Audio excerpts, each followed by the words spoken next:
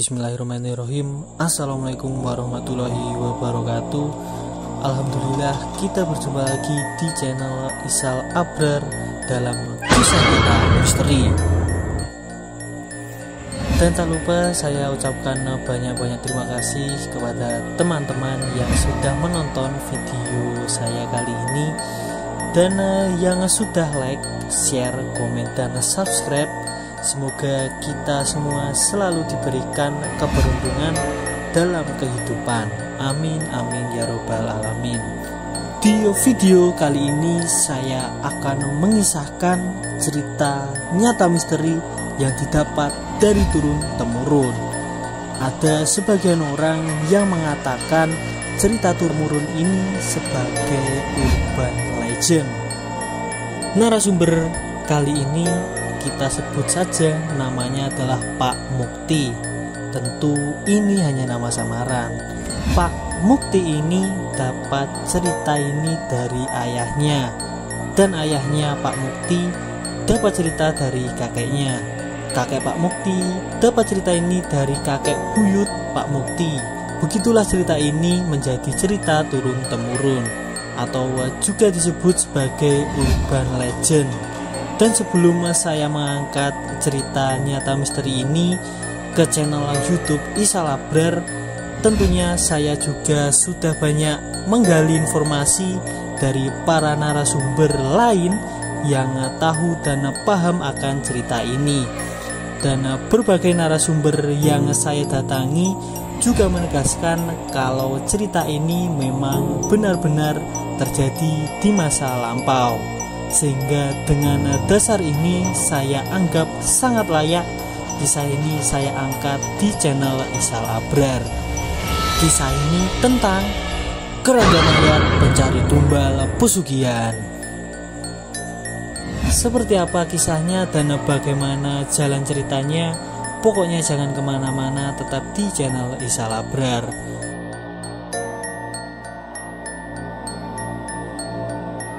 Narasumber kita, Pak Mukti, sambil sesekali menghisap rokoknya, mulailah mengisahkan. Beliau mengatakan kisah ini terjadi sudah sangat lama sekali, bahkan terjadi sebelum Indonesia merdeka. Latar belakang waktu itu adalah di era tahun 1900. Pak Mukti mengatakan, pada masa itu di tahun 1900 ada sebuah teror gaib yang sungguh sangat mencekam dan mengerikan. Di setiap tahun dan pas bulan-bulan tertentu ada keranda mayat yang bisa terbang. Keranda ini berputar-putar mengelilingi beberapa kampung untuk mencari tumbal. Dan kebetulan rumah leluhur Pak Mukti ini berada di depan pintu masuk kampung. Dari leluhurnya inilah Pak Mukti bisa menggambarkan kejadiannya secara detail tentang keranda terbang yang benar-benar sangat mengerikan. Pak Mukti mengisahkan kembali apa yang sudah dikisahkan kakek buyutnya. Kita sebut saja nama Mbah Buyut Pak Mukti ini bernama Mbah Wage.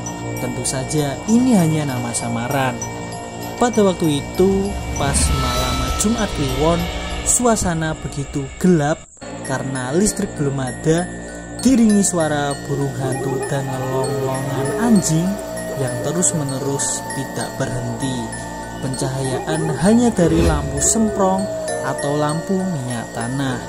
Sayup-sayup terdengar suara seperti orang berbaris, diiringi dengan suara orang membaca mantra-mantra Jawa kuno. Dan Mbah Wage tidak begitu paham arti dari mantra-mantra tersebut. Suara orang berbaris dan orang baca-baca mantra Jawa kuno itu semakin lama semakin terdengar dengan jelas, dan sudah sangat dekat dengan rumah Mbah Wage.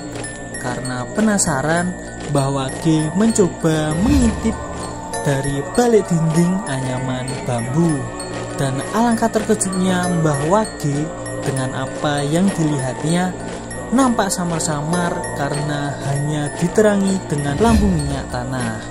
Di depan rumahnya ada sebuah keranda mayat yang diusung oleh 4 sosok berwujud seperti kera berwarna putih, yang diikuti banyak sekali manusia, baik laki-laki maupun perempuan. Dan anehnya, sosok laki-laki dan perempuan yang mengikuti keranda ini berbadan manusia, memakai pakaian warna merah, akan tetapi bentuk kepalanya seperti seekor kera. Perasaan takut bahwa G begitu besar, akan tetapi beliau masih bisa menguasai dirinya dan terus mengintip dari balik dinding anyaman bambu. Bahwa G menggambarkan keranda itu bergoyang-goyang dengan kerasnya karena 4 sosok pengusung keranda ini seperti melakukan gerakan tarian yang sangat-sangat aneh, yang juga diikuti oleh sosok-sosok manusia berkepala kera yang ada di belakang dari keranda tersebut. Dan bahwa G menggambarkan saat semua sosok ini sudah menari-nari bersama, tiba-tiba terdengarlah dengan jelas gamelan Jawa yang begitu sakral. Diiringi dengan gamelan Jawa yang sangat sakral, sosok-sosok yang mirip kera itu terus melakukan tarian-tarian aneh. Dan semakin lama gerakan-gerakan tarian semakin kencang, dan di saat semakin kencang, tiba-tiba keranda itu terangkat ke atas dan lepas dari pegangan sosok-sosok kera tersebut.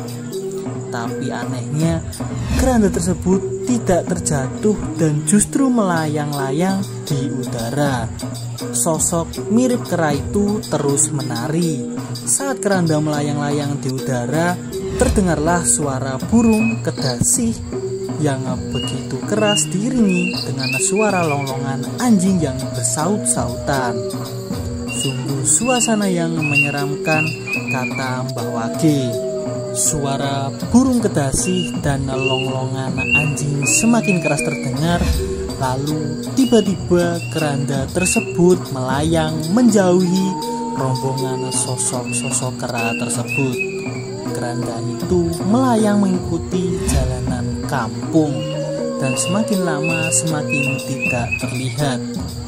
Walaupun keranda melayang pergi, akan tetapi sosok-sosok kera tetap menari dengan gerakan yang sangat-sangat aneh dan membuat suasana menjadi mencekam dan sangat menakutkan. Waktu terus berjalan, kurang lebih sekitar 5 menit. Tiba-tiba keranda itu kembali melayang-layang mendekati rombongan sosok-sosok kera tersebut dan kembali dipegang 4 sosok kera. Tarian aneh terus berlangsung dan Mbah Wage masih mengintip dari balik dinding anyaman bambu dengan seksama. Terlihat samar-samar dalam keranda tersebut ada seorang yang sedang berbaring di dalamnya. Padahal Mbah Wage ingat betul saat keranda itu pergi kondisinya masih kosong. Dan sekarang saat kembali ada seorang yang ada di dalam keranda tersebut. Mbah Wage mengamati dengan seksama. Keranda itu masih terus bergoyang-goyang karena sosok yang mengangkatnya masih melakukan tarian yang sangat-sangat aneh. Lalu tiba-tiba seseorang yang ada di dalam keranda miring ke kiri searah dengan dinding anyaman bambu tempat Mbah Wage mengintip. Nampaklah seraut wajah di pandangan Mbah Wage. Beliau sangatlah terkejut.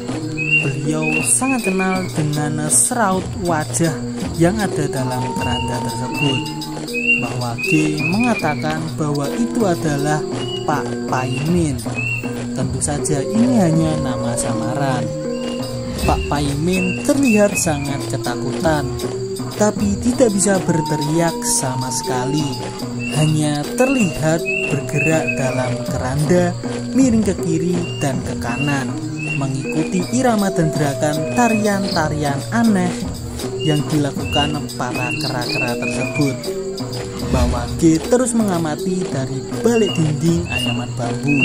Terlihat 4 sosok kera itu mulai berjalan ke arah keluar kampung sambil terus melakukan tarian-tarian yang sangat aneh dan mengusung keranda yang di dalamnya ada Pak Paimin. Diikuti sosok laki-laki dan wanita berbadan manusia berkepala kera. Saat rombongan ini perlahan-lahan pergi menjauh, suara burung kedasi dan longlongan anjing semakin bertubi-tubi bersautan, membuat suasana benar-benar di puncak mencekam dan sangat menakutkan. Rombongan makhluk halus pembawa keranda ini semakin lama semakin jauh dan tidak terlihat lagi. Akan tetapi suara burung kedasi dan suara longlongan anjing semakin terdengar bertubi-tubi dengan keras dan sahut-sahutannya. Waktu terus berjalan dan diiringi dengan suara burung kedasi dan suara longlongan anjing, lalu terdengarlah suara azan subuh berkumandang, menandakan kalau waktu sudah pagi hari. Dan beberapa saat setelah waktu subuh, terdengarlah kentongan dipukul berkali-kali sebagai tanda kalau ada berita duka pada salah satu warga. Dan terdengarlah kabar kalau Pak Paimin meninggal dunia. Bahwa G sangat bingung dengan fenomena yang terjadi. Beliau bertanya-tanya dalam hati, apakah ada hubungannya kematian Pak Paimin dengan fenomena penampakan yang dilihatnya tadi malam di depan rumah. Karena saking penasarannya bahwa G memberanikan diri bertanya kepada sesepuh di kampungnya. Sesepuh kampung ini merupakan sosok kiai yang sangat berilmu tinggi dalam hal ilmu kebatinan. Kita sebut saja nama kiai ini sebagai Mbah Soleh. Tentu saja ini hanya nama samaran. Bahwa G sangat terkejut dengan apa yang dijelaskan oleh Kiai Soleh. Ia mengatakan kalau Pak Paimin ini menjadi korban dan ditumbalkan oleh oknum pelaku pesugihan siluman kera. Akan tetapi sayangnya Mbah Kiai Soleh tidak mau menjelaskan siapa pelaku pesugihan tersebut. Beliau hanya bilang untuk kedepannya setiap malam Jumat Kliwon harus diadakan baca Yasin bersama agar kampung terhindar dari gangguan gaib yang tidak diinginkan.